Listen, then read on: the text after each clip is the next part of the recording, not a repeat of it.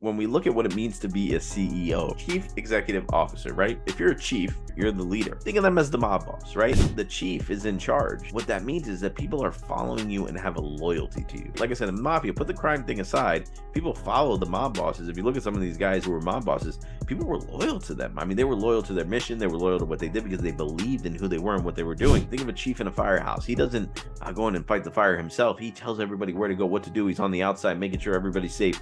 Are you the chief in your business? Are you an executive? If you're in business and you don't know your numbers, you don't know how to see who owes you money and who doesn't owe you money. We know in the mafia, they have their own way of collecting. But if you're not an executive of your finances in your business, you are going to be prone to disaster. The third is of an officer. They had soldiers in the mafia. They gave them directions. They went out and did things. They followed codes. They had rules. You could see how there's this structure in there and what they're doing.